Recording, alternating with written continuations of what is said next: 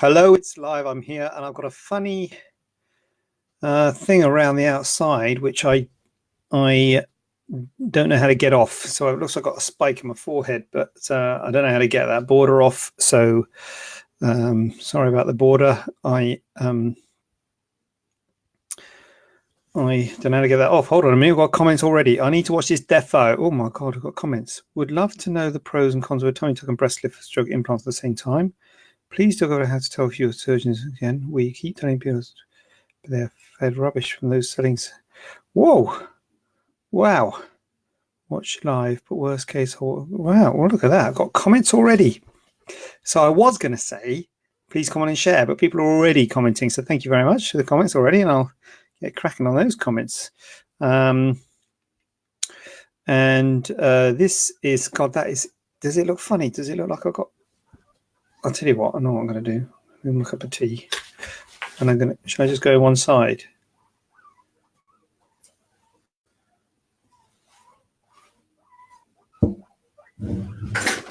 Oh, something's fallen off the back. Okay, anyway, I'm going to, pencil. What's on my phone? Sorry. Oh, blimey.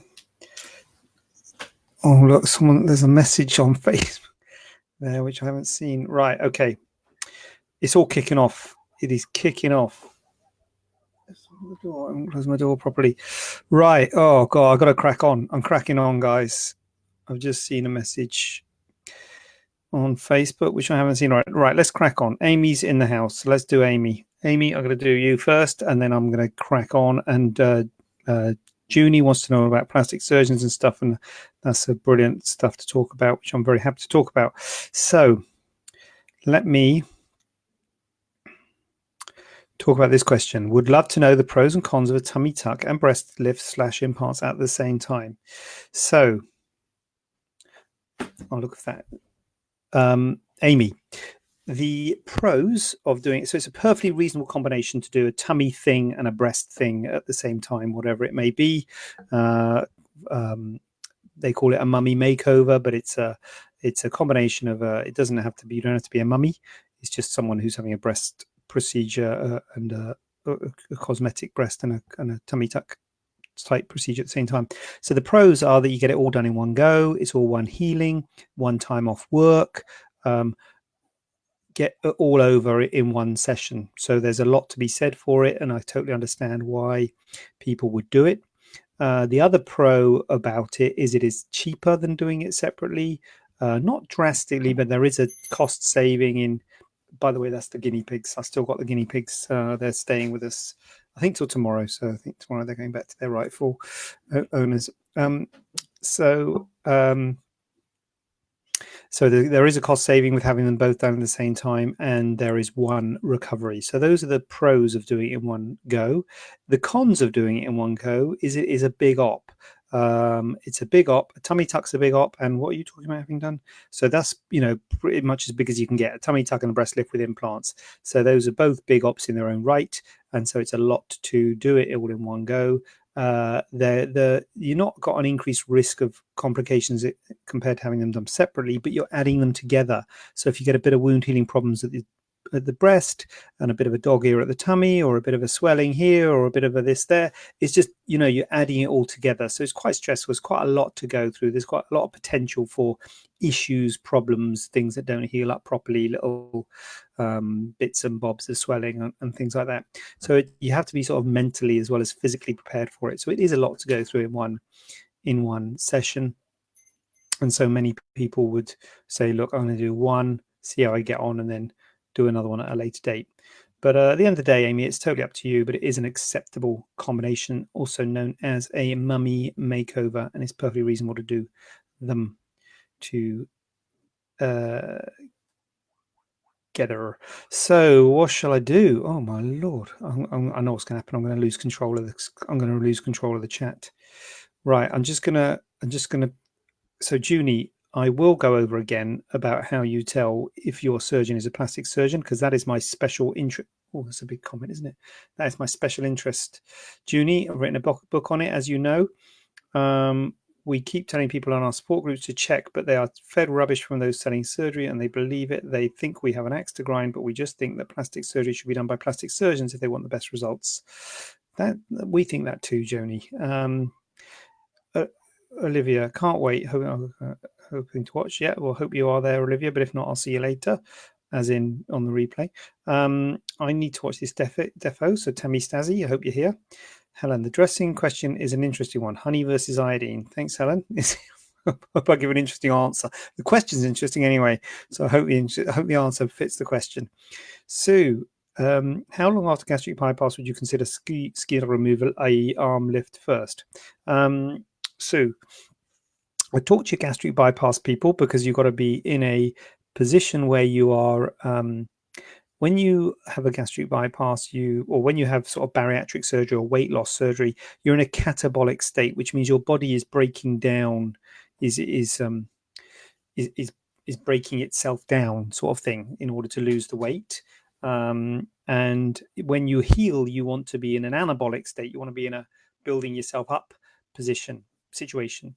So you have to be. So you need to leave it a certain period of time.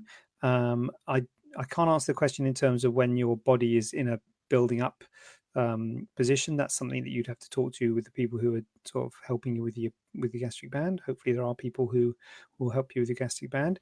So that is one important thing. You need to be in a healthy body position where your diet is healthy, your calorific intake is healthy, and you're getting, you're having a healthy intake, because you're going to have wounds to heal. The other thing is you've got to be stable with your weight. So that's another thing which is sort of probably more my thing. So you've got to be stable with your weight. So if you are continuing to lose weight, you don't really want to be having body contouring surgery, because you make things tight when you do body contouring surgery. You then go and lose weight afterwards, and you might have some skin laxity. So I would say 6 months would be my minimum, but it might be 12, even 18 months, depending on the catabolic thing and depending on your situation and how you feel as well. You've got to be feeling, strong and ready for it. But 6 months would be my minimum. Sue is my short answer, I guess, for that. Emma, how long does it take to see the full results from having inner thigh lipo? The full results, Emma. Right. Well, this is implying you've had inner thigh lipo, obviously. For me, inner thighs are not great for lipo because the skin doesn't recoil so well. But anyway, when that's not, I'm answering a different question. So how long does it take to see the full results from having lipo, shall we say? Bit bruised and swollen for the first few weeks. I say things really, I guess about 2 to 3 months is when you start to see the full results of it. Maybe 3 to 6 months to get everything, maybe some funny feelings in the skin, maybe still have some contour irregularities, can take 6, 12, months for things to really properly settle. But 3 months, I would say, is the short answer to that one. 3 months, how long before the full effects? But it will continue to settle over the coming months. Nicola, I need a lift. Booked in November for my revision, but wanting a TT few months later. Will the TT ruin the lift at all? Will pulling all the skin down from upper abdomen? I need a lift. Booked into November for my revision, but wanting a TT few months later. Will the TT ruin the lift? No. No, it won't, Nicola.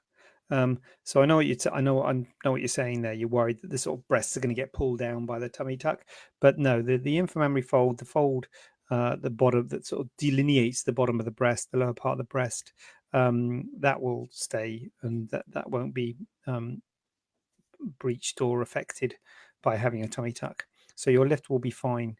So you can have it any way, whichever way you want it. Booked in November for my revision, but wanting a tummy tuck a few months later. Yeah, you can do that. As long as you're all healed from the revision and everything, from your lift, you can have a tummy tuck, no problem at all. Pulling the skin down will not ruin the lift. Sue, thank you for this information. Very helpful. That's kind. Well, I'm glad, Sue. That's, yeah. So get yourself in an anabolic situation when you build up and then have it. Heather Emma. Is that the right way around? Heather Emma? I suppose Heather, of course. Like George Michael. Why not? Is it possible to have an arm lift with a 360-degree body lift together, or would you struggle to cope with moving about? You struggle to cope with moving about, Heather. Yeah, I mean, it's possible, but I would do a 360 lift, which is one of my questions. For my first question, I would do a 360 lift and a breast procedure, um, because it's sort of in the same. It's all trunk, but I think a 360 lift and an arm lift for me is too much. I think, in my opinion, I think you would struggle to cope to move around. It's bad enough having a 360 lift, but adding an arm lift to that, I think, is too much. But it could be done. Lots could be done, whether it should be done. Nicola, I'm rust the message. I didn't explain it properly. It's okay, Nicola. Have I answered it properly? I think it's fine to have a tummy tuck and a lift at different times, and I don't think the tummy tuck will ruin the lift, or the lift will ruin the tummy. I think you're worried about the tummy tuck ruining the lift, basically, but it won't. It'll be fine. Absolutely fine. So here we go. Where's that? Where's it gone? Hello? 360-degree lifts. What is I did my thing about lifts and saying what's a 360-degree lift. So basically, a tummy tuck is where you take the front apron or front bit of the skin and fat away from your tummy, from your belly button down, and 360-degree lift or circumferential abdominoplasty or lower body lift. These are a circumferential tummy tuck. So it's a tummy tuck which you carry on going all the way around. So you get a scar that goes circumferentially around your body, and when you do them, you've got to. And someone commented saying, "I haven't got much problem with my back. I don't really need it." Now it does take the skin off your back to sort of tighten the skin off that. 360-degree lifts, first of all, are not that common, although we've already got Heather who's having one. So, but they're not that common. And secondly, they're big ops. That's right. That was the other thing. They're big ops. So it's a big procedure, a 360-degree lift. And there's two reasons why it's a big procedure. One reason is that it's a lot of stitching. If you've ever seen a tummy tuck is loads of stitching. You have to stitch it in layers, and it's a really long scar. And you imagine a 360-degree lift is all the way around. So it's a lot of stitching, a lot of cutting, a lot of stitching, a lot of sculpting, and it's a big op. But the main reason I would say that a 360-degree lift is a big op is because of position. You have to change position during the surgery, and that is a big deal. So try and think of it sort of from our point of view. Obviously, you're under a general anesthetic when you have a 360-degree lift, so you have to get circumferentially round. So there's two ways you can do it. You can either start prone, so lying on your front, do the back bit, and then turn you over on your back and do your front bit, or that's one turn. Or you can have start on the side, then the other side, then the front. So that's a lateral front. So that's it's a big deal turning you in when you're asleep, when you're under anesthetic. We don't like doing it because it's sort of dangerous because you tube and things like that. So it's a big deal anytime you have to turn someone, and that makes a 360-degree lift a big operation. And the main indication for it is not so much the back, it's more for the sides. It's the side bits. You can really go wide on the side bits when you're going for a 360-degree lift. When you're doing a tummy tuck, you peter out at the sides. You sort of it goes down, it sort of tapers down to a point at the sides, and you can't really get, if you look at the difference between the amount of skin, the max tightness you can get on the sides with a 360-degree lift compared to a tummy tuck, it's a lot more. But it's reserved really for people who have massive weight loss, who've got a lot of redundant skin. So in my practice, it's quite a small degree of a small number of people who qualify for that. But it's a big op with a big risk of complications and what have you. But it does really well on getting the side bits and the back as well. But you can't actually get a huge amount from the back. When you actually see how much skin you remove from the back, it's not a huge amount because you have to focus on the front. You have to really go for it on the tummy tuck. And obviously the tummy tuck part of the 360-degree lift is putting pressure on the back. It's putting tension on the back wound. So you don't want to make the back wound really tight, because when you break when you make the bit for the tummy tuck, you're going to pull the wound open on the back. So you go easy on the back and focus on the front. But as I say, for me, it's really the sides where it gets a really good bit of skin excision. Let's not lose track of the comments here. Roseanne, Wondering how long after a tummy tuck is best before having lipo. Had lipo to flanks, but feel need a bit more and tummy. Well, 3 months is the minimum, I would say, Roseanne, because you've got to let your results settle. Had lipo, but feel need a bit more. Because the thing about lipo, it swells. It swells. So you often have lipo and you think, hold on a minute, they haven't done anything. When in fact, it's just swelling. So you have to let that swelling settle. So I would say, ideally a year, Roseanne, but you might think that's a long time. So okay, I'll meet you in the middle, 6 months. That's not in the middle, is it? But 3 months is minimum. Ideally, a year. You might want to have it sometime between those, depending on. It depends on how bad the problem. If the problem's really bad, you don't want to leave someone with a problem that's really bad. You want to get it fixed as soon as possible. But at the same time, if it's going to get better on its own, you don't want to operate. If it's going to get better on its own, so it's not that bad. You think actually that might be swelling. It might get better on its own. It's best to leave it. The problem is if you leave it and then it still need it done, then you're going to turn around and say, "Oh, you should have done it 6 months ago." But you don't know how everyone's going to settle. But I would go with 6 to 12 months, Roseanne, would be my answer to that. Nicola, despite the rushed question, I answered it. Thank you. Lauren A. Davies, what is the most common complication with the tummy tuck? Probably dog ear. Dog ear, probably a little bump at the end of the scar, maybe. Usually settle, but might have to cut them out. Probably.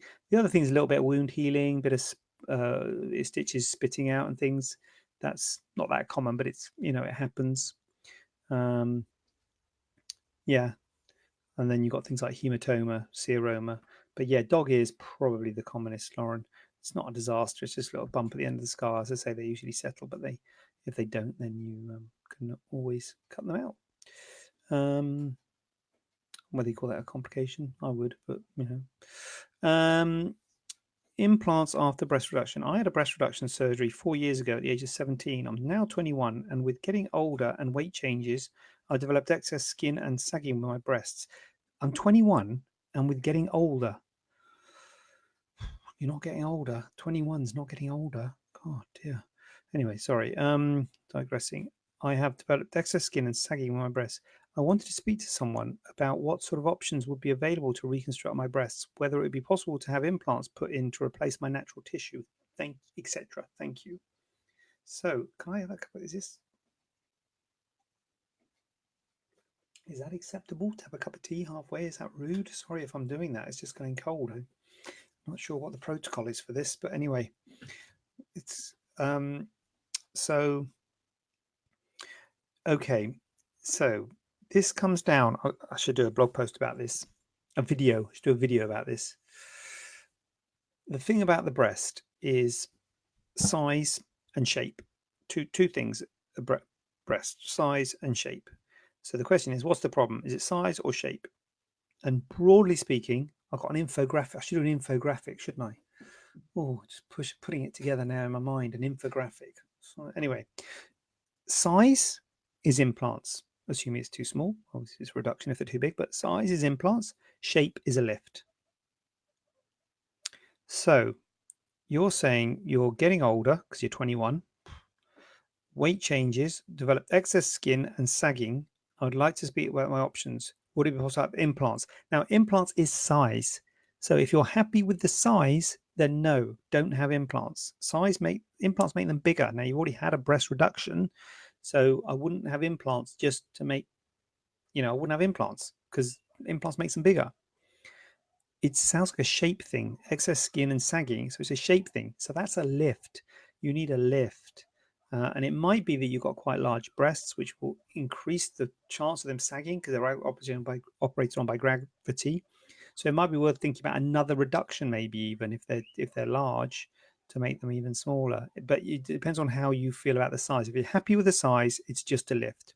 If you're not happy with the size, you could have them reduced, or if you want them bigger, then you could have implants. But I wouldn't do implants just for shape. Now, implants can do stuff for shape. This is where the infographic gets a bit confusing now because I don't know how you get this into the infographic, because implants will give obviously enhancement of volume and fullness, but you have to have a certain size of implant to do things to shape. If you're using implants for shape, they have to be a certain size to give that volume to fill the breast footprint.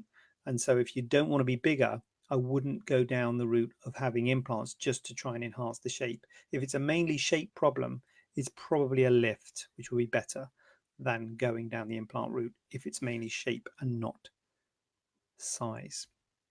And if it's size and shape, you will think about having a lift and implants is an option.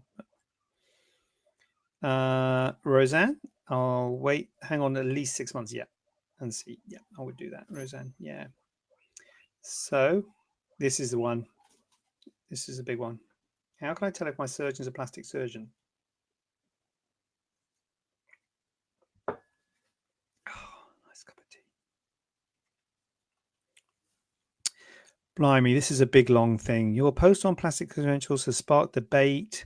People listen, interpret it to set the surgeon who's got FRCS plast before FRCS came out.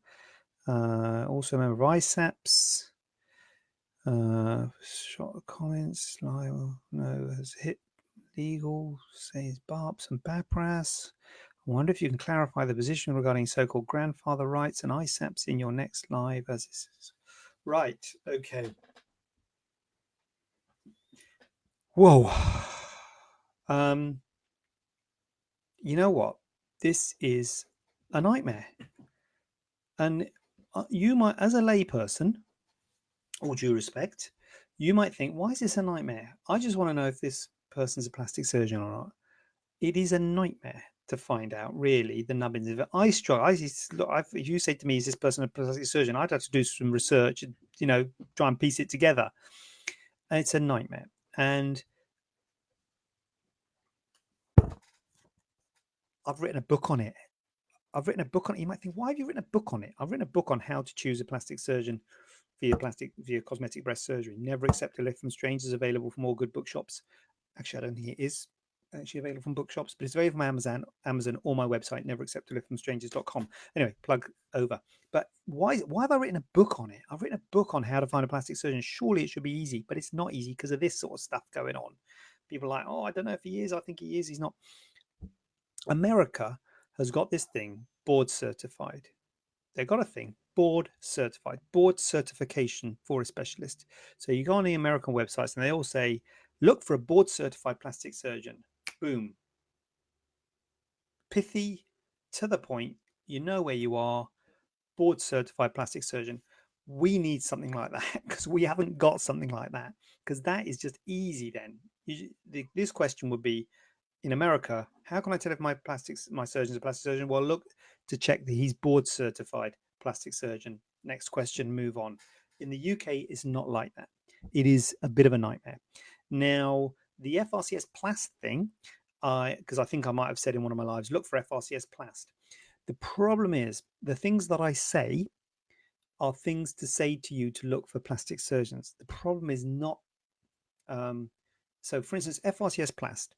If someone's got FRCS plast, they are definitely fully trained. They've finished their training. They've got the specialist fellowship with the Royal College of Surgeons.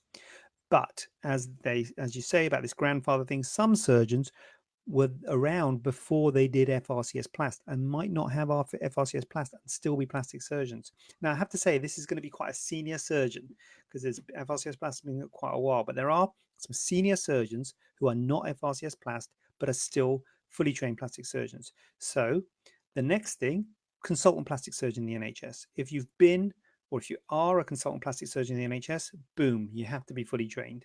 So that's another nice way of looking at it. You say, look, if someone's a consultant plastic surgeon in the NHS or has been a consultant plastic surgeon in the NHS, they're fully trained.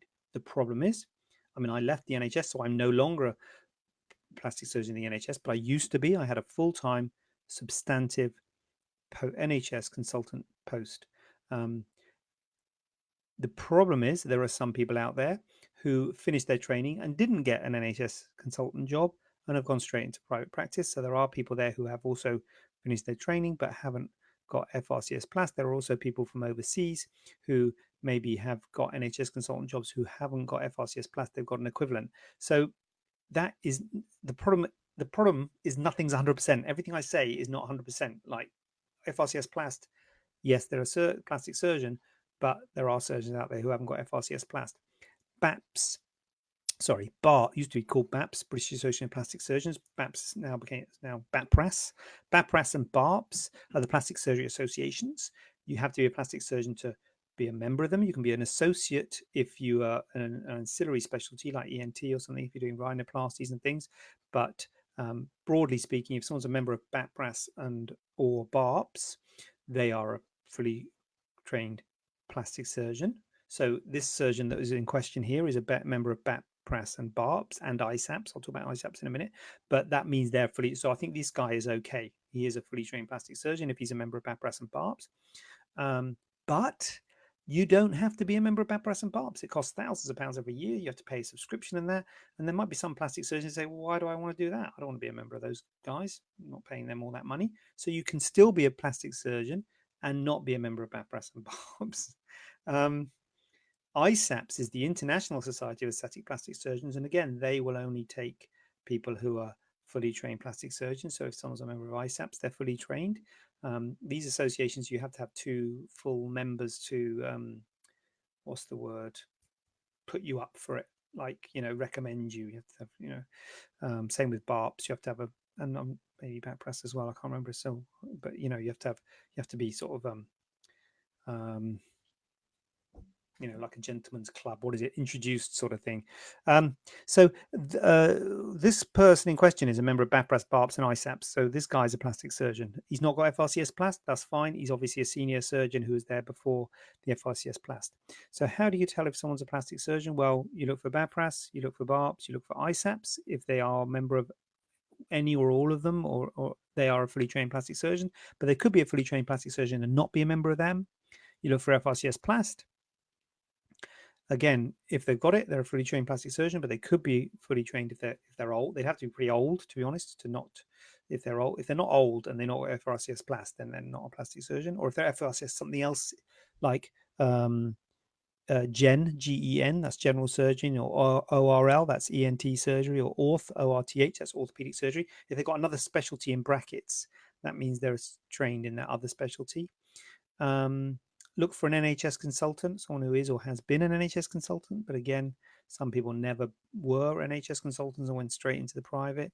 Some people you were NHS consultants and left.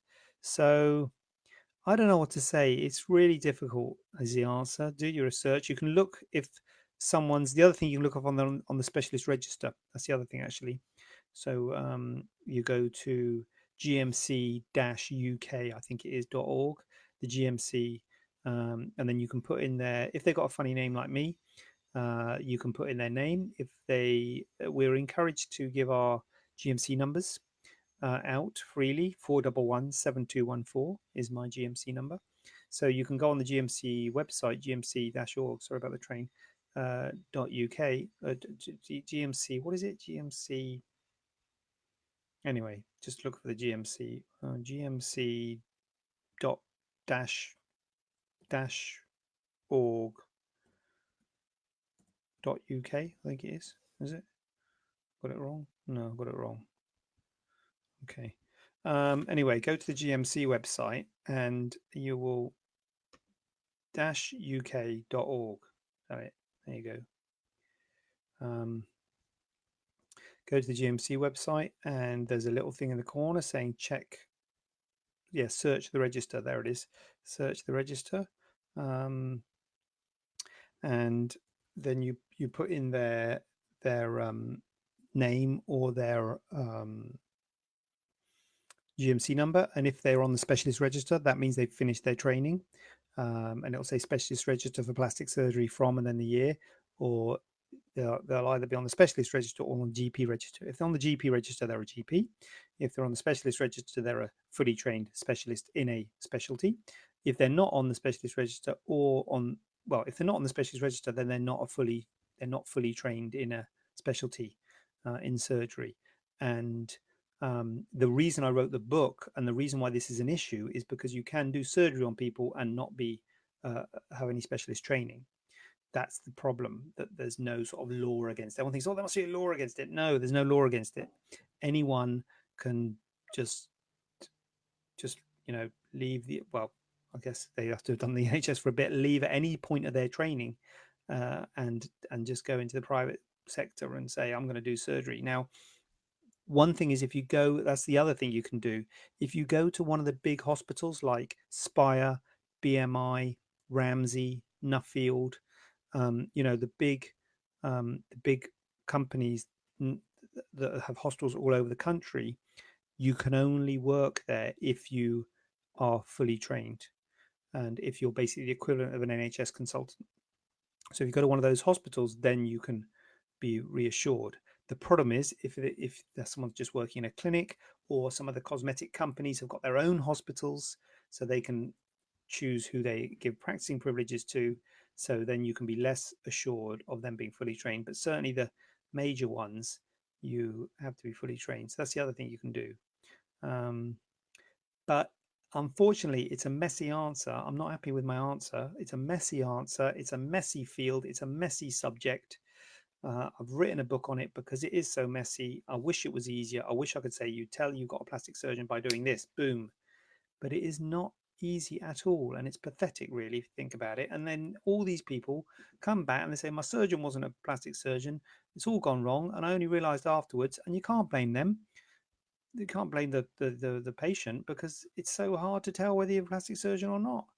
Um, and I think the problem is they limited the numbers of plastic surgeons years ago. So there's not that many plastic surgeons in the country. And so obviously a lot of other surgeons have taken up the slack and are doing the work. But well, that's the other thing I'd say, actually. The other thing I will say is, and talk about this in my book, is that just because someone's not a plastic surgeon doesn't mean they can't do sort of some plastic surgery procedures. ENT surgeons do a lot of rhinoplasties, for instance. So they don't have to be plastic surgeon to be doing the work. But the main problem I've got, and sometimes you come up to, and the ENT surgeons call themselves facial plastic surgeons just to get the word plastic in, but they're actually ENT surgeons. The problem I've got, or not the problem, but the thing I think is that they should tell, or at least patients shouldn't think they're plastic surgeons. I see people all the time who say, oh, my plastic surgeon this or that. Because the numbers are so small of plastic surgeons in the UK, if you said to me, my plastic surgeon's this, and gave me a name, I would probably know the name. I'd probably know the person. I may not know him personally or her, but I would know the name. And sometimes say, oh, my plastic surgeon so-and-so. I'm like, I don't think they're a plastic surgeon. I don't know that name. I don't know who that is. So there's a lot of people out there who are doing this stuff who are not fully trained plastic surgeons. In fact, I go so far as to say the majority of the work is being done by people who aren't plastic surgeons. And that is the world we're in, people. But it's good that you guys are looking into it and asking these questions. I'm just sorry I can't give you a lovely, nice, succinct answer like the Americans. Boom, board certified. You know where you stand. But that's where we are. We haven't got it. FRCS Plast is pretty good, to be honest. Look for FRCS Plast, but then you get this fella who's not got it, and everyone's saying he's not a plastic surgeon, but it sounds like he is if he's Babras and Barbs and ISAPs. Whew! I'm gonna lie down now. Are you personally taking on new patients, Gemma? I am, Gemma. I am. I've been running the clinic, and I stopped taking on new patients a while ago. The problem is I've got 4 other surgeons at the clinic now, and they are booking up. They've got, they're booking up for months in advance, struggling to get theatre slots before Christmas. So it's crazy, and that's not a good service, and that's not what I wanted. So yes, I've said that I will take patients myself again. We need more surgeons. We need more build up the business, build up the practice. But at the moment, yes, I am, Gemma. I am seeing patients at the moment. If they were NHS consultant, would it show on GMC as a specialism? I'm going to put it the other way, Junie. If they're an NHS consultant, they will be on the GMC specialist register. They will be on the. You can't get an NHS consultant job. You can't get a permanent substantive. Substantive means sort of permanent. So don't know why I said both words. But a permanent would, yeah, as opposed to a locum. So a permanent job without being on the GMC specialist register, you have to have it's called a CCST, completion of surgical training, certificate of completion of surgical training, CCST. So yeah, you get your CCST, you have it on the wall in there, and then you get on the specialist register. So then an NHS consultant would be on this GMC register and you could tell what specialty they're a specialist in. This is a big. I love it. I love. Well, I sort of love it. It's a frustrating, but it's good to talk about it, and and it's interesting topic. Vicky Murto, good name, Vicky, by the way. Is it best to lose? Not that all your names aren't good, people. Not singling out Vicky, but that is, is it best to lose all weight you need to lose before having a TT, or could you just have lipo? Oh, Vicky, lose it first. Lipo is not a weight loss thing. Lose it first, definitely before a tummy tuck, because a tummy tuck tightens the skin, and if you lose weight, you get some redundant skin. But lipo is for resistant areas of fat, resistant pockets of fat. Lipo isn't for sort of globally losing weight. It's not the best. Much better to lose weight naturally. The problem with lipo, you can overdo it, you can underdo it, you can get dense, you can get bumps, so you can get you can get any sort of surgical complications. So you don't have surgery if you don't need to. So lipo is really for resistant areas of fat that don't go with weight loss. So yes, in answer to your question, yes, it is best to lose weight. That's the answer. Excuse me. Lauren's in the house. Thoughts on using an overseas surgeon? Question mark. I've seen someone in Turkey who looks very god, often on Turkish TV, giving advice and on panels, etc. Sounds like a god, Lauren. You've met a Turkish god. Um, well, um, Lauren, I don't, and I talk about it in my book as well. Looks like I'm talking about. I don't recommend people going abroad.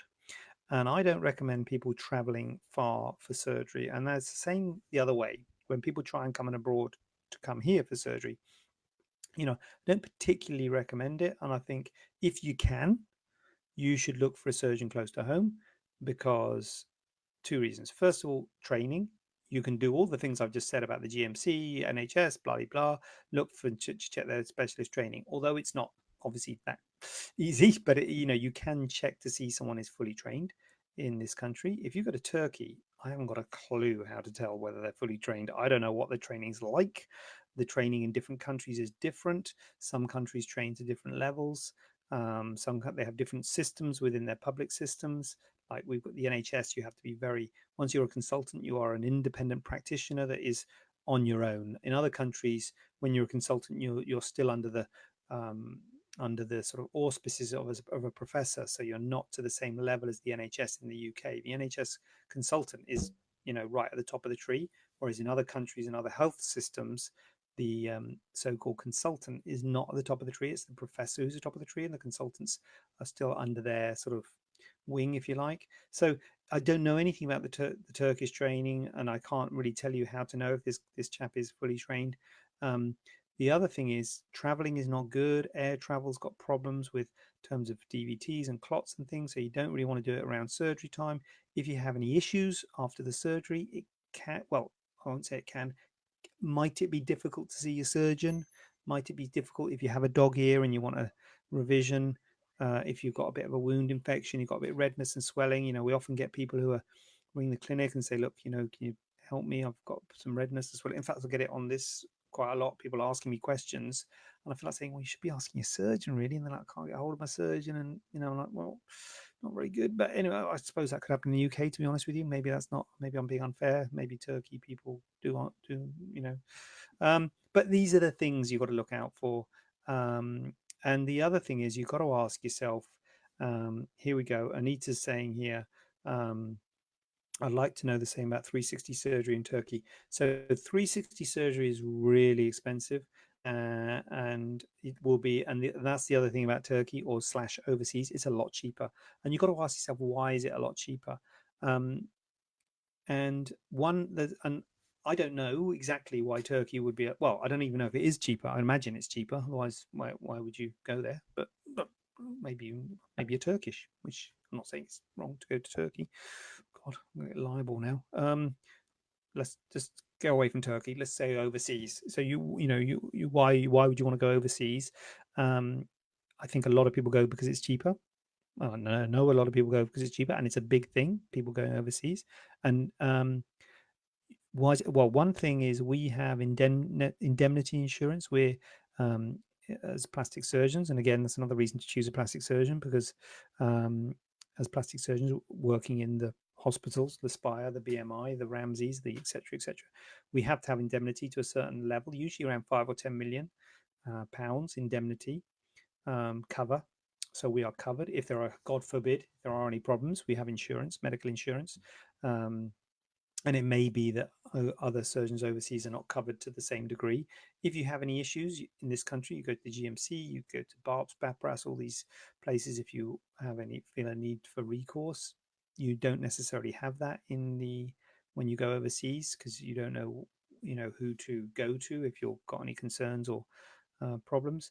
But what I would say to you, Lauren and Anita, is what I say to everybody.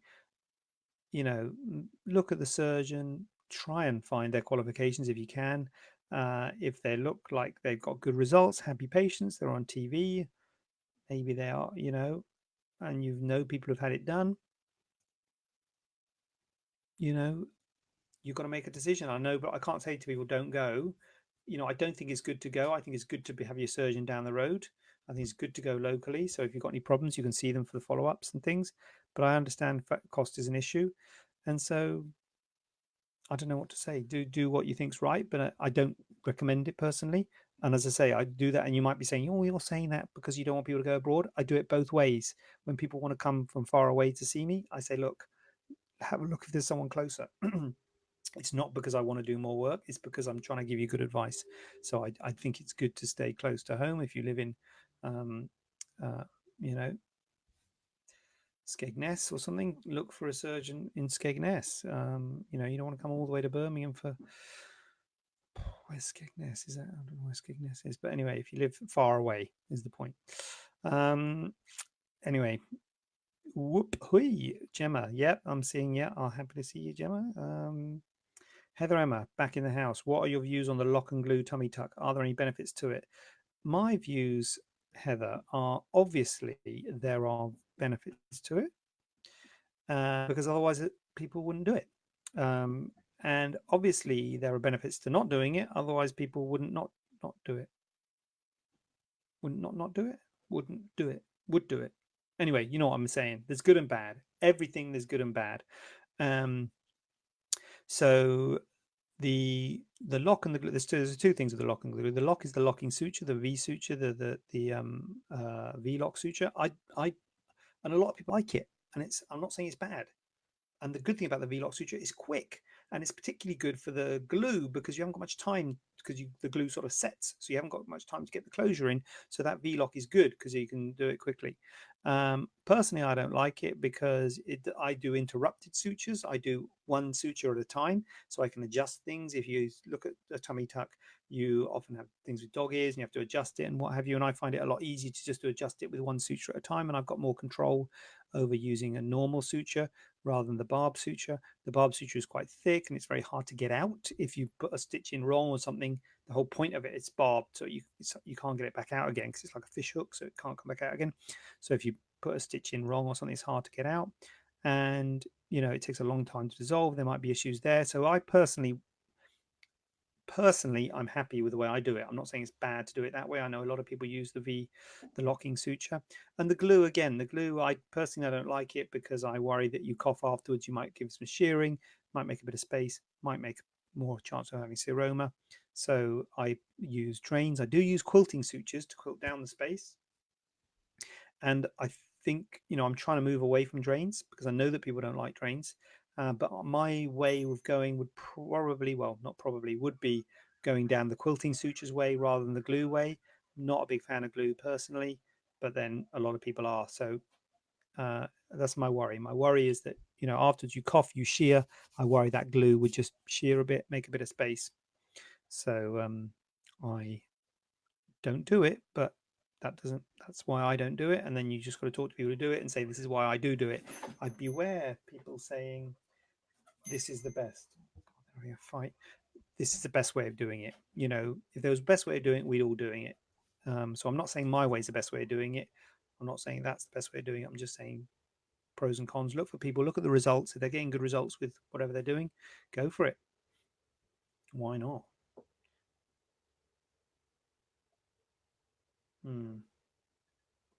That is properly cold now. That is properly cold tea. Ooh, nasty. I'd love to, Anita, I'd love to have mine here, but I'm 46 and would take me another 4 years to save up the cash difference needed. I'm worried about the travel. Do you have offer any aftercare people have been? Good question, Anita. And I do get this. I'm not going to say a lot, but I do get this. And the answer is no, Anita. That is the problem. We don't really do an aftercare. I've had people say, look, I have my surgery in, somewhere overseas and then just see you for aftercare.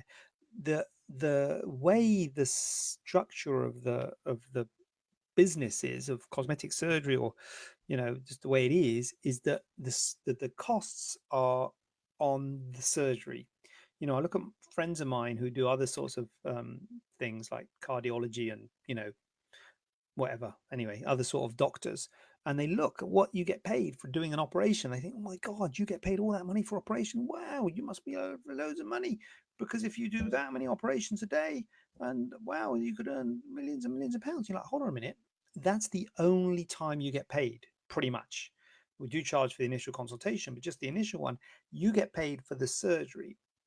And you can't just say that surgery takes 3 hours, you get paid all this money, therefore you're getting paid so much money per hour, because that's not all you're getting paid for. You're getting paid for all of the aftercare before, the after, the consultation, the clinics, blah, blah, blah. So we don't charge for the aftercare. So all the dressings, the problems, the wounds, the this, the that, the dog ears, the revision, all that sort of stuff, don't charge for it. So it's sort of front ended on the cost of the surgery. So then you can't really sort of have your surgery overseas and then come and say, oh, can I just have my aftercare? Because we haven't got like, oh yeah, aftercare costs this much money, so you can just have the aftercare. So we don't do that. Maybe that's something we should think about doing, but we don't at the moment. I don't really know anyone who does that.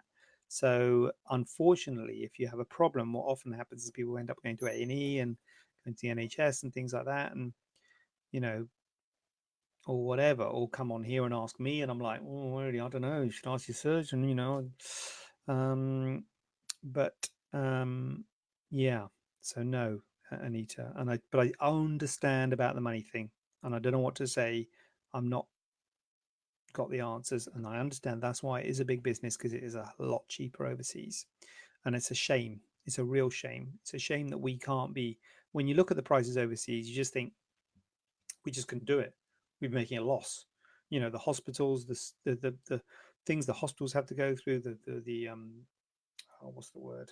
Not security, like what's the word? The sort of things to get the hospitals. You know what I mean? The things to get the hospitals to a certain level of cleanliness and infection control, and making sure everyone's got all their paperwork up to date. All the bureaucracy thing, CQC and all that. Anyway, it's a very high level: infection control, accountability, governance, procedures in place. It's, um, listen, everyone. Olivia's partially here, but she may have to leave again due to work.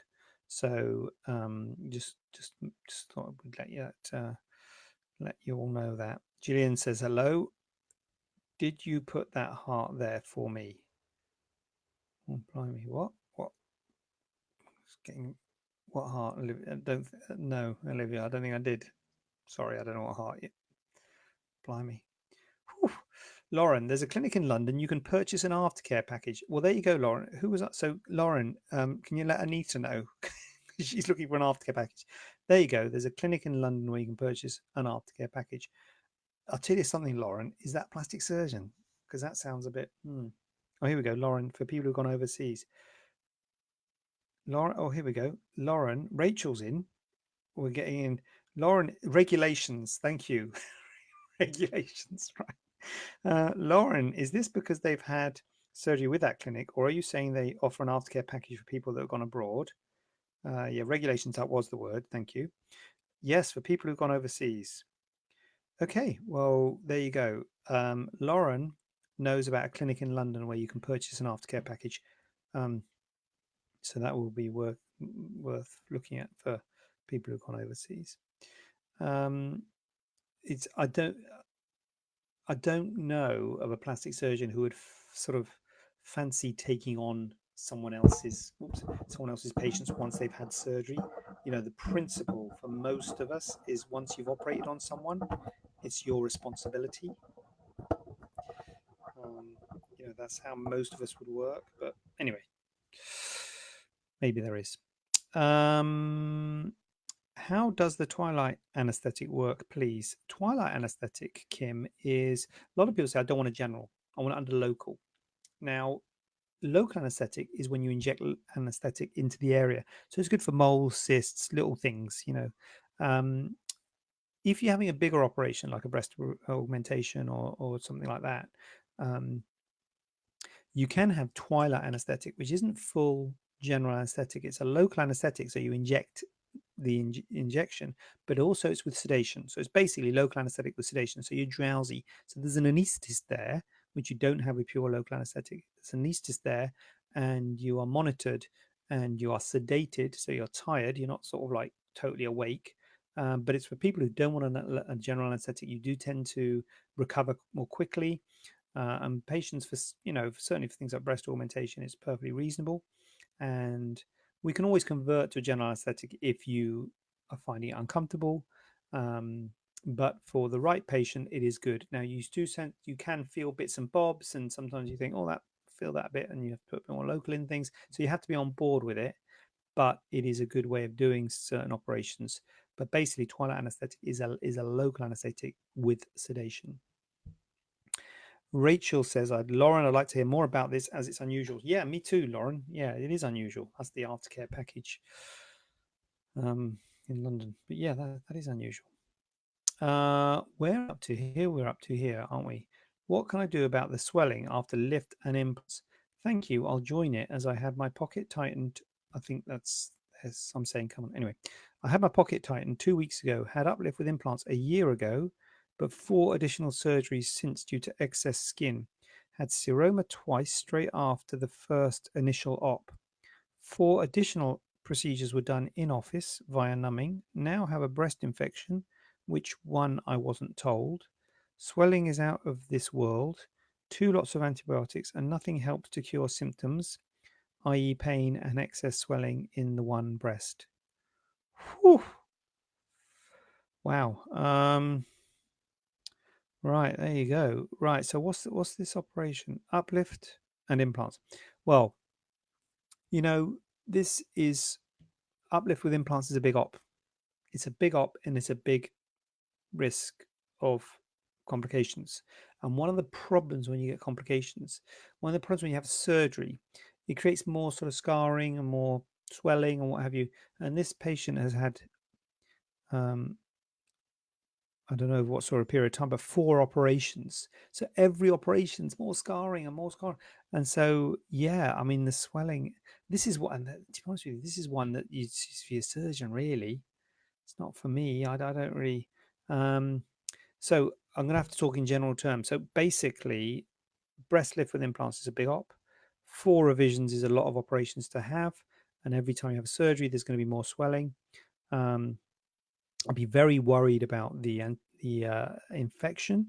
We treat infection very seriously when there's an implant involved. So if the antibiotics aren't working, then you need to, we'd start with oral antibiotics tablets, and if they're not working, maybe go to intravenous antibiotics. But intravenous antibiotics means admission to hospital. Again, another thing where if you're sort of far from home, it can be an issue. But you need to get on infection very aggressively when you've got implants in, because if infection gets to the implant, you have to remove the implant. And it just worries me that you're saying that the swelling was out of this world. It just makes me, and breast infection, you're telling me you got a breast infection. I mean, this is something you need to see your surgeon. You had a breast lift with implants and you got swelling and pain. You need to see your surgeon, because if that implant is infected, it needs to come out. You need to have surgery, implant out. Well, I shouldn't say that because I'm not seeing you, but that is the risk. If your implant gets infected, you have to remove it, because often if you don't remove the implant, it just never settles with antibiotics, because the implant hasn't got a bloodstream. So the antibiotics are in your bloodstream, but they never get to the implant. So this is a worrying case here. So the answer is, I think you need to see your surgeon. I'm sorry you're having these problems, but that sounds like a serious problem. Oh, hold on a minute. The chat's kicking off. Where are we up to? Anita, I took my daughter to Harley Street, London. She had twilight anesthetic. She was great. Home to Liverpool the same day. Whoa. She walked back to the room with her new boobs. Look at that. There you go. So that is what I'm talking about. That's how you do it. Well done, Anita. That sounds great. Vicky, are implants still dangerous to have? How would you make sure that the implants on offer are safe? Um, Vicky, are implants still dangerous? Oh dear. That's a big question, Vicky. Little, look at the size of that question. Little 3 lines. How do you answer that question? So, Vicky, there are risks with having implants. There are risks with having surgery, having an anesthetic. Obviously, twilight or local sedation is less than a general, but still there are risks. There are risks of infection. You have to remove the implant if it gets infected, capsular contracture, rippling, rotation, further surgery. There is the ALCL risk, which is maybe what you think about the dangerous thing with the cancer associated with implants. There are risks. Now, I've got to say, the risks are small, and there are risks with other things. One of the studies said that the risk of going skiing for a week, your risk of dying is twice that the risk of dying from ALCL for having breast implants for life. But we don't not go skiing. You could say, well, we can't have that. We can't have people going skiing because they could die. Let's ban skiing. So, you know, um, so there are risks. So it's about weighing up the risk with the benefits. So if the benefits aren't going to be great, don't do it. Don't have surgery. Then there's no risks there. Carry on, and But if you are going to have benefit, and a lot of people have benefited from having implants, and the risks are low, then the weighing might be in the favor of the benefits. So there's always going to be risks with doing stuff, whether it be going skiing or whether it be having breast implants, and you have to weigh up the benefits against the risks to see whether it's right for you. So unfortunately, the media use terms like, are they dangerous to have and all this sort of stuff. I wouldn't say they're dangerous to have, but I would say that there are risks which you have to think about and mitigate, just like you do every single time you go out the door and you get in your car and you go on the motorway. There are risks, but the benefit of going to wherever you're going outweighs the risk, because the risk of anything happening is very small. It's the same sort of thing. So, how do we make sure the brain implants on offer are safe? So, to be honest, the main risks, to be honest with you, are things like infection, hematoma, malposition, rippling, things like that, which are the same with, it's not an implant's fault, it's just life and surgery, and things can get infected. So it's the main thing with the implant, I guess, is a capsular contracture, but that can happen, and there are things you can do to prevent it with different types of implants. But the main thing is I guess, is the ALCL that's recently come out. So how do you make sure they're safe? Well, there's smooth implants you could have, which have got less likelihood of ALCL, but more likelihood of getting a capsular contracture. You can't have teardrop shape. So there are sort of risks with having a smooth implant, but there are benefits because you are less likely to get ALCL. So again, you have to weigh up the risk and benefits to see what's right for you. But that's a big question there, Vicky. You dropped a big one. Dropped a jumbo. I guess the aftercare package is a nurse to remove stitches and dress wounds. I doubt you would see a proper surgeon. Yeah, don't know, Junie. Makes more sense. How bad is lymphedema with implants? Am I to be concerned? How bad is lymphedema with implants? What do you mean? Do you mean you've got lymphedema and you think you're having implants? Or if you have implants, can it cause? I don't think implants can cause lymphedema. Is that how the question is? How bad is lymphedema? So lymphedema, no, lymphedema doesn't really get caused by implants. Lymphedema is more when you get into the armpit, messing about with the armpit. The lymphatics are in your armpit, and so that can affect. I'm assuming you're talking about lymphedema of your arm.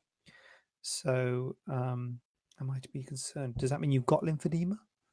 So, if you've got implants in and you've got lymphedema, yeah, I think you need to see your doctor, see your surgeon, or see someone. But yeah. Best place for a facelift, please. Well, we've got Kurum, who does facelifts at the clinic.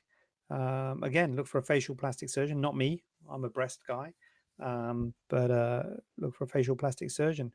And a bit like the turkey thing, look for people who've got good good reviews and good experience. There's a guy, I don't know where you are, Catherine. What part of the world are you in? If you're in Birmingham, we got Kurum Khan at our clinic. There's a guy called Hiroshi Nishikawa and also a guy called Fazal Fattar. Both of those work at the Westbourne Centre. They're really good surgeons, very well respected and very well known for facelift. There's a guy called Guy Stern, who's a friend of mine, who also does breast, but he does faces. Um, and these are all fully trained plastic surgeons. So yeah, we're people around, but those are some who um, are around here. Charlie had pocket tightened 2 weeks ago. Initial op 1 year ago. Now got lymphedema. First 2 lots of antibiotics didn't work. Now on Cipro, fluoxetine. Swelling is extremely excessive. How long until I should see an improvement? Now, Charlie, I've just done your one. Just done your big one. Your big question. Charlie, I'm worried about you. I'm worried about you, Charlie, because you've got implants in there, and you're saying you've got really big swelling. I'm worried. Swelling is excessive. Too, Charlie, this all sounds bad. I think you need to see a surgeon. I think you need to, yeah. It sounds like you're in a bad way, Charlie. Give the surgeon a ring tomorrow morning and say that you are worried because you've had 2 lots of antibiotics, the swelling is excessive, and you should have seen an improvement by now. And the worry is that you have got an infected implant there. So that is a serious one there, Charlie. But it's difficult for me to say. I think you need to see a surgeon, definitely. Junie, my husband's a breast man and says, do you need an assistant? Thank you, Junie. Thank you. It's not what you think, Junie. It's a tough job. It's a tough job.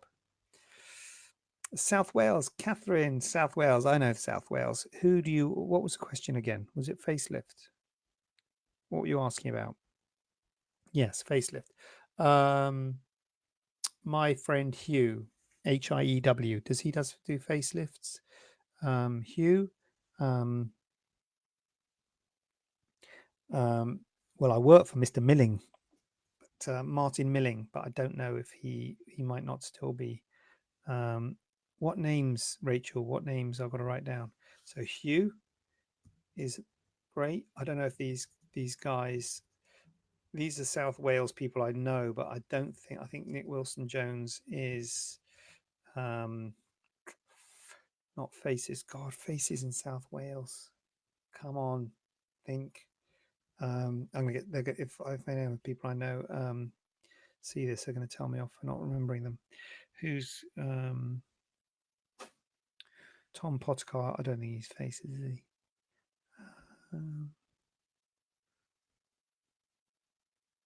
Hugh would know. Oh, I'll put them down. There you go. Hugh. I think Nick Wilson Jones's children.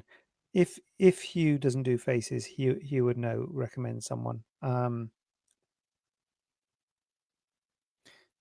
Martin Millings, Dean Boyce. Dean Boyce.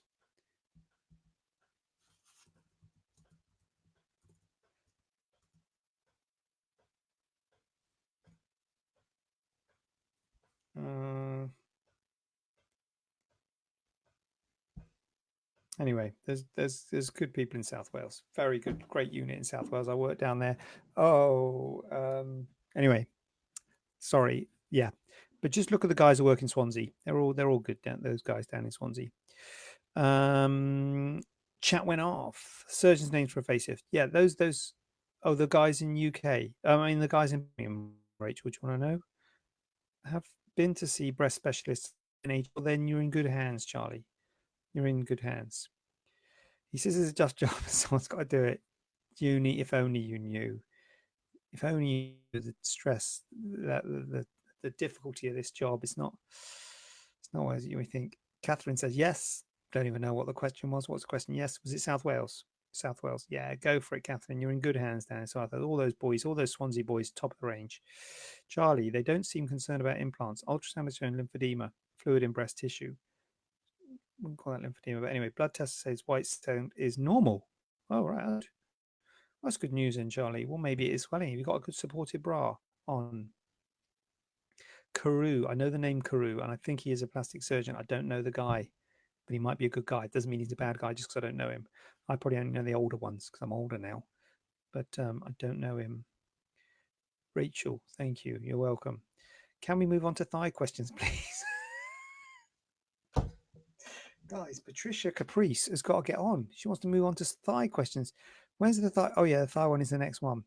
All right, Patricia. I'm just trying to keep hold of the trap. Hold on a minute. Gillian, I live in Northeast and want upper and lower eyes. I've had a quote from your clinic, but from what you say, it's better to be near home. Yes, it is. How do I find someone in the Newcastle area? Oh, God, Newcastle. I'll tell you how you do that, Gillian. Look at BARPS and BAPRAS. Oh, the BARPS website, BAAPS, and look for a surgeon on the BARPS website. Gillian, that's the thing to do. Yeah, it's always good to be closer to home. Absolutely right. Right, now come on, Patricia's getting impatient. She wants to talk thigh lifts. Right. It was a bit vague, the thigh. I think it was just explain thigh lifts or something. So thigh lifts are, first thing I'd say is thigh lifts are not that common. And the reason thigh lifts are not that common is because they are, how do I put this? When you're looking at body contouring, tummy tucks, mastopexies, facelifts are common because the scars are hidden, great results, and everyone's happy. The problem with thigh lifts and arm lifts is the scars not hidden.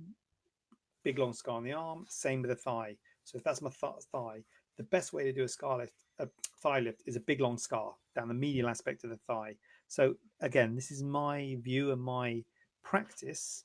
I think that the best thigh lift is a big long scar down the inner aspect of your thigh to tighten the skin in that side to side direction, and that is the best way to contour the inner thigh. The problem is people say, I don't like my thighs, I can't wear short skirts, I'm very embarrassed, blah blah blah.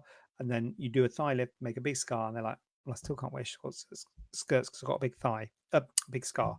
Now the scar is, we aim to hide it in the inner aspect of your thigh, but make no bones about it, it is there, and people might see it when you're sitting and your leg is slightly abducted.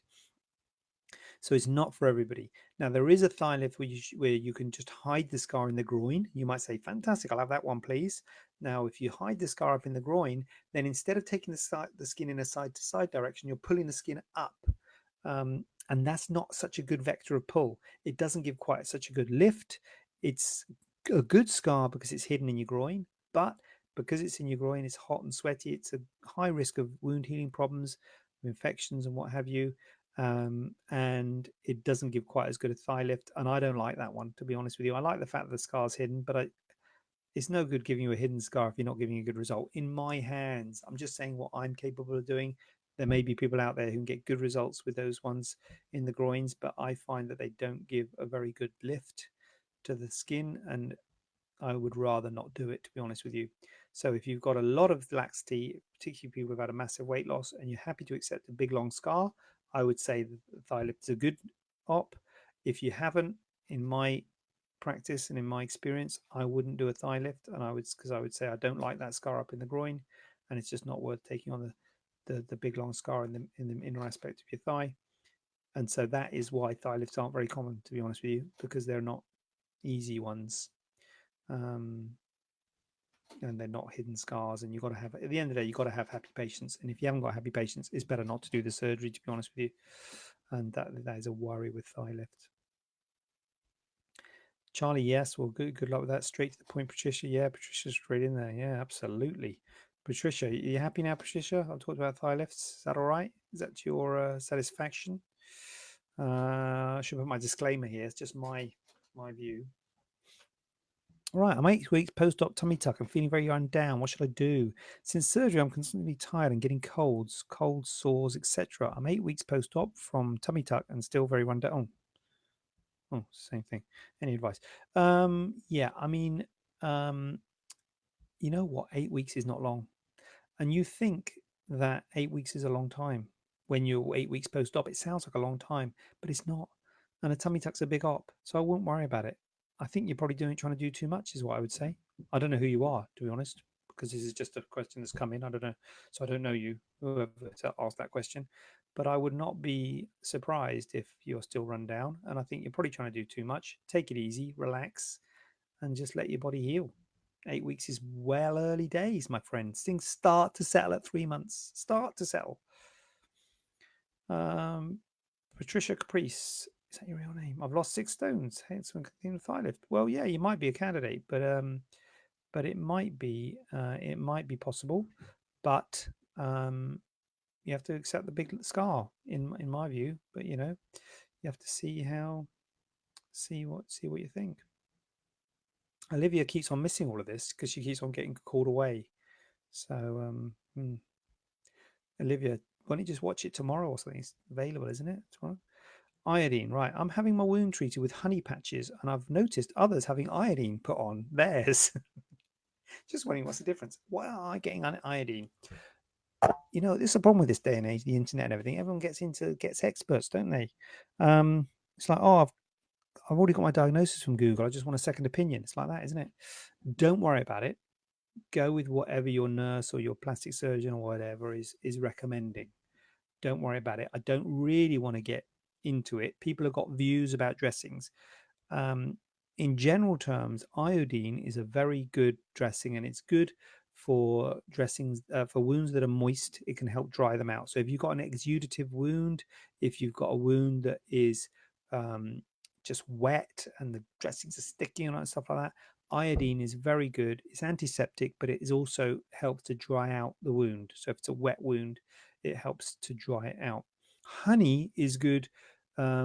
It's another great antiseptic, but it also softens wounds. So it's good if you've got like a scabby area, like if you've got lots of scabs on the scalp or something. It helps to soften those scalps to help them to come away. So it's a different sort of dressing, maybe for a different type of wound. So you can't just say, "Oh, he's having honey. Why can't I have honey? I don't want iodine. I want honey." It depends on what your wound is. It depends on the circumstances of the wound, and it depends on the preference of the nurse or the doctor looking after you. And sometimes you try a dressing, see if it works, and if it works, carry on. If it doesn't, try something else. So they're for different types of wounds, honey and iodine, but they're both very good dressings, very very good dressings. So I wouldn't worry that if you're having honey and others are having iodine, it means they're getting better treatment. It's just different. That's life, you know. It's like the drains and the glue and the locking and all that. It's just life. There's different things, different ways to crack a nut. But iodine and honey are for slightly different types of wounds, but both in their own rights, very good. That's why, you know what, it goes back to like choose your surgeon. People say, what's the best implants? Round, teardrop, in front of the muscle, behind the muscle, high profile, moderate. Choose your surgeon. Don't get into the profiles and that. Choose your surgeon. Obviously, you have an opinion about your profiles and stuff, but the surgeon's more important. Choose your surgeon. Choose your nurse. Choose the person who's putting the dressings. Don't worry too much about iodine versus honey. Choose the person and let them work with you, and also ask them as well, not me. I don't know. I have no idea what the dressing is or anything about this thing. So you know, that's why you got to choose your surgeons, your most important choice, I would say. And the team, maybe expand that out. Choose your team, so your nurses are going to look after you and stuff. Oof, getting deep there, going deep, people. I've had an FDL, fleur de lis, that is, for those who don't know, which is a big tummy tuck with the inverted T-shaped scar, and would like breast surgery, but my surgeon's insisting on 12 months between ops. Why is this, please? Again, ask your surgeon. Um, I don't really want to say why someone would say something, but you know, in general terms, since I am doing my Ask JJ, I do say to you, ask me. I do encourage you to ask me questions. I don't want to then say don't ask me questions. So by all means, do ask me questions. But you know, for a specific thing like that, maybe you should. You know, your surgeon will probably be best placed. But it's not unreasonable what they're saying. Fleur de lis is a big operation. Takes a long time to heal. Swelling, wounds, scarring, what have you. Takes a long time to heal. Um, so you're going to want, you know, at least 3 to 6 months to get over it. But what was the other thing? Breast surgeon. You know, I would say at least 6 months, but it's not unreasonable. 12 months, your scars will be firm, tender. What if you have any complications? What if you have a dog ear? What if you have this, that? You want to get over one operation first. And I think it's not unreasonable to wait for 12 months. If you're, I mean, obviously you're probably sounds like you're keen to have it done sooner. So, you know, it could be done sooner, but then who's, you know, your surgeon might have a more of a reason. I think 6 months is standard. Um, but 12 months is not unreasonable, just to let all your tissues heal, let your body heal, let you heal, you know, because it might be that your breast surgery is going to be quite a big op with potential for complications, and you don't want them overlapping. You don't want still a bit of swelling in your tummy, and then you've just had your breast done. So you really want to be fully over it. I don't think it's unreasonable. But again, you should probably speak to your surgeon specifically about that. Rachel's back in. Can I ask who is best to see about vaginoplasty? Gyno, plastic surgeon. Now, you're talking there, Rachel, about vaginoplasty rather than labiaplasty.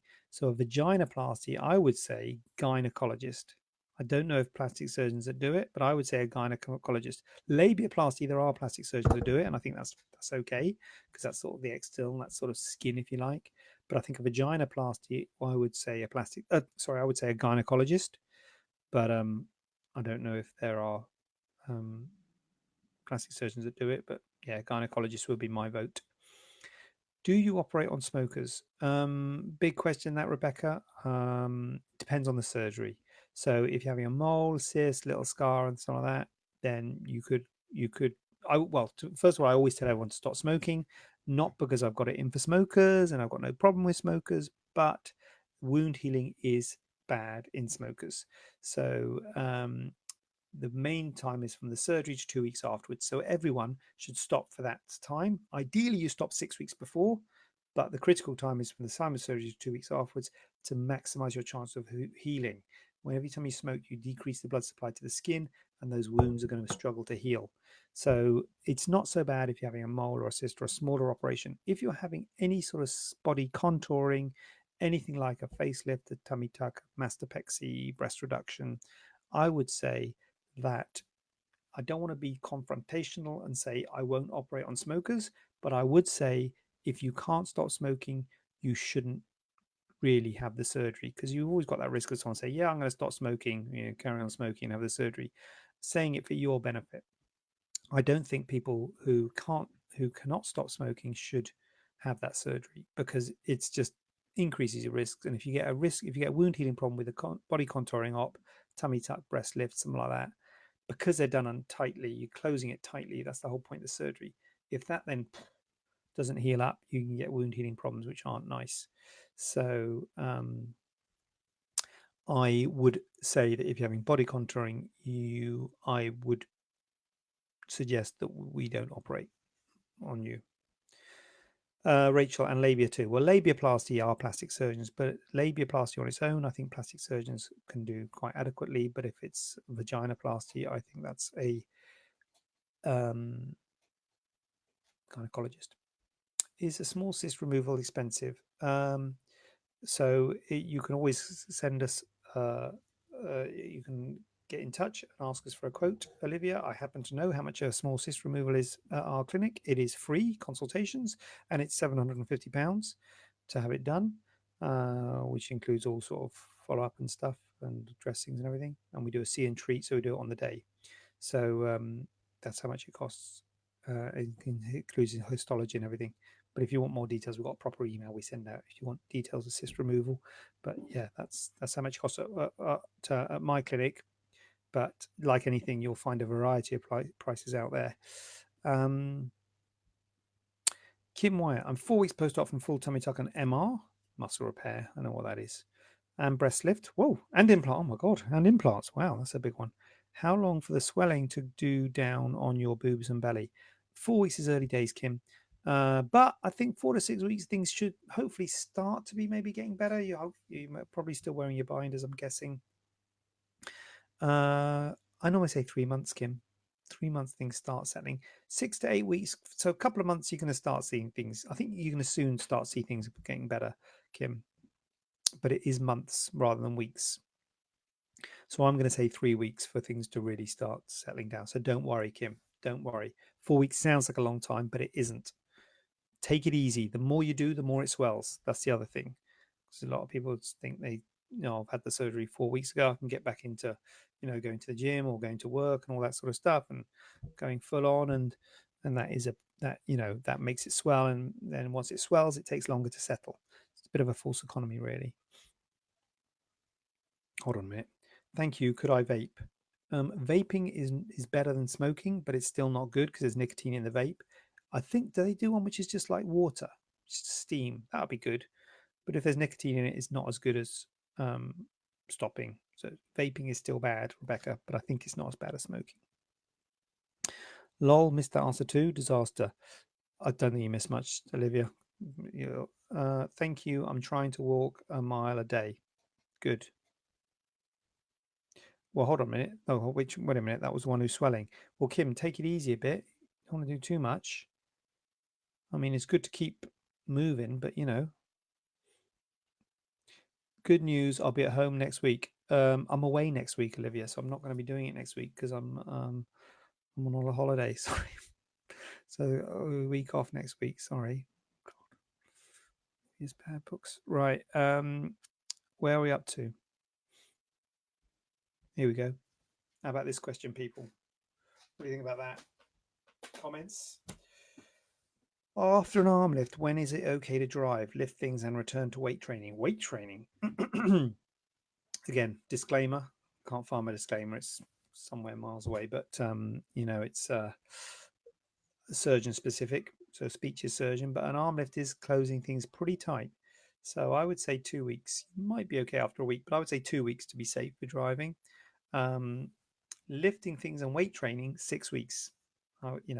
It is a tight thing, and it depends on how it heals because it goes up, and then there's a scar up in your armpit, so it can take time for it to heal, and you can get delayed wound healing.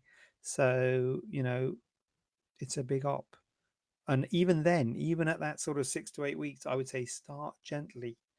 Don't say, "Oh, 6 weeks now. I'm going to go and do bench press and whatever."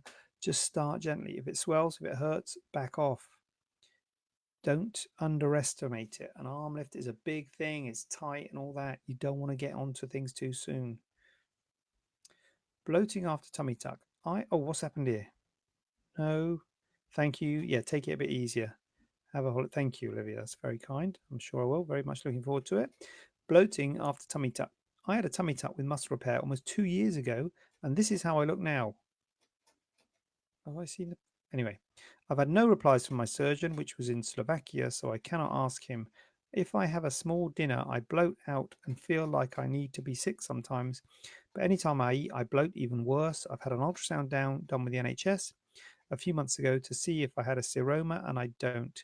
I would also like this surgery redone because the scars are terrible. Oh, I have seen this. Yeah, sorry.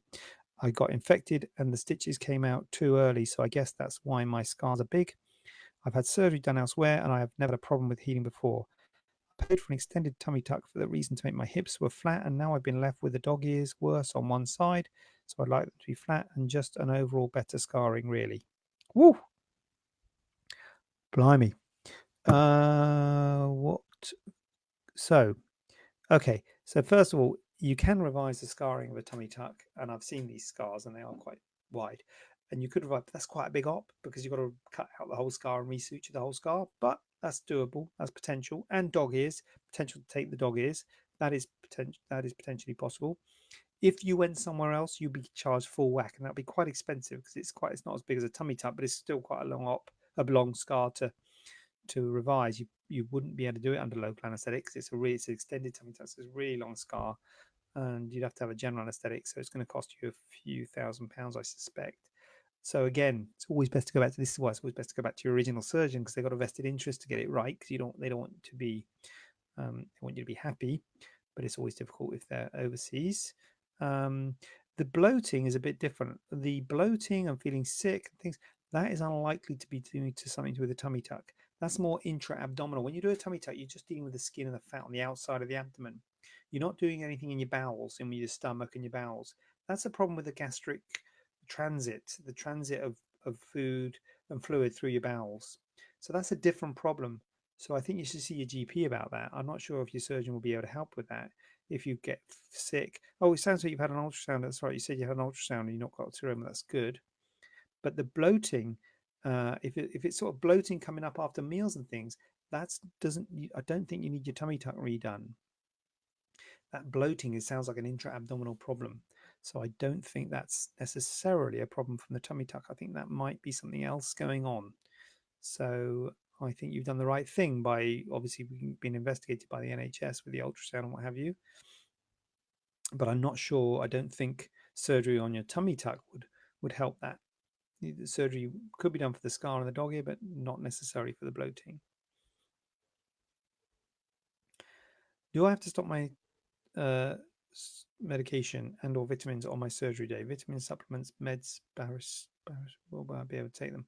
Again, this is something to ask your surgeon or the anaesthetist, really. The anaesthetist is one that needs to know about this. In general terms, your nil by mouth, so nothing to eat or drink. Well, it used to be nil by mouth 6 hours, so nothing to eat or drink for 6 hours. Nowadays, they do let you have clear fluids for up till 2 hours pre-op. But again, speak to your surgeon, speak to your anaesthetist. If you are having surgery, if you're having medication, if you have medication that you need to have, and that usually means things like heart medication and things like that, most surgeons and anaesthetists, well, I say it's the anaesthetist that worries because they don't want stuff in your stomach because they don't want you to be sick when they're putting the tube in.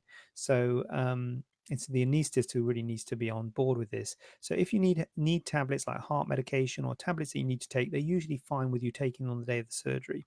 If there are surgery tablets that can be stopped, things like what you're having, the vitamins and I don't know what other vitamin supplements, meds, I don't know what the meds are, but if you can stop them, it's probably best not to have them.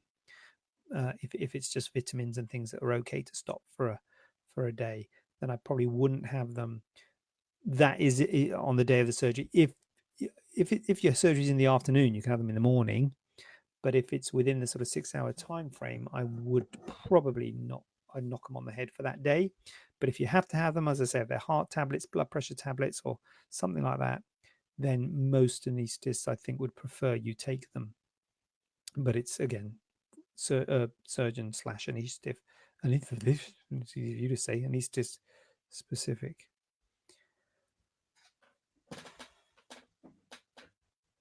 That's it.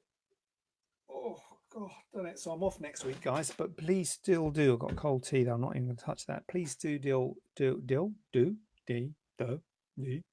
Oh, I got a question on Facebook before this thing started. Let's get it up because otherwise I was going to wait for 2 weeks. Where is it?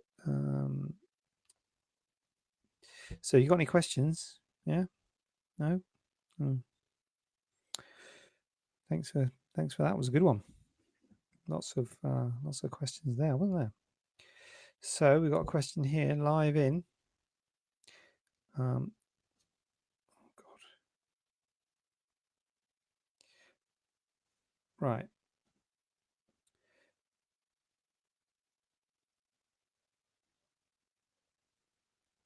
Hi JJ. So I had my tummy tuck and BL. What's BL? God, what's BL? BL. Breast lift, is it? Yeah, breast lift. Okay. So I had my tummy tuck and breast lift last week. I had internal bleeding and had to have further surgery and 3 blood transfusions. I'm now afraid I'm going to die after the ordeal, or that something else will happen. Oh my God. I don't know if I should be. Didn't expect this. Can you tell me, will any other risks be higher now for anything else? I'm only out of hospital and I'm traumatized. Anything I should or shouldn't be doing? Oh, I should be reading this one out. Okay. 3 blood transfusions. So tummy tuck and breast lift is a big op, but Christ, 3 blood transfusions, internal bleeding. Right. I now feel I'm going to die after the ordeal. Or that something else. No, the answer is no. You're not. If you're out there, you're not at a higher risk of anything else happening. I'm assuming you can bleed. I'm assuming you had a hematoma, which is bleeding probably from the tummy tuck. There's a big space there, and you get bleeding inside, and that can bleed quite a lot. And potentially, you could need a blood transfusion from that. But that is from the surgeon cutting a blood vessel and the blood vessel bleeding, and then you presume you have to go back to theatre and have that washed out. So you don't necessarily need to. You're not at a high risk of that happening another time, unless there's a problem with your clotting. They'd have probably checked that. So unless there's a problem with your clotting, in which case you are at a higher risk of bleeding another time. But if it's just something that happened, a surgical complication, that doesn't make you at a higher risk of anything else happening. Anything you should or shouldn't be doing, taking it easy. That's what you should be doing. And yeah, I'll answer this question. I'll answer this comment on the Facebook, on the messenger. But yeah, that's a good one to finish on. So hope you get well soon and take it easy. That would be my answer. Oh, here we go. Bariatric vitamins and lansoprazole. Lansoprazole. Well, speak to the doctors about lansoprazole. They might want you to have it as a bit of an antacid. But the vitamins, I would have thought, if it's within the 6 hour period, it might be okay to stop. But yeah, speak to your doctors. Blantina Murambiwa Tete Boys. Tete Boys. Yep. Yep. Always happy to have comments. Always happy to have comments. Thank you for the comment, Blantina. Um, and Khan, I'm really sorry, Khan. I know, it's terrible, isn't it? But I will be back the week after next, and then I've got to announce the winner of our Botox thing.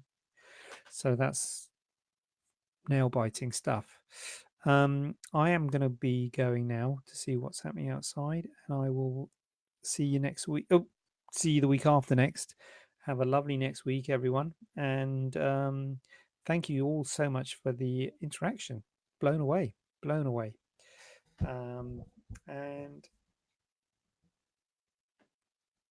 I should have a good sign off, shouldn't I? I've got because I never know what to say. Anyway, thanks for coming. Yeah. See you next week after next. Bye.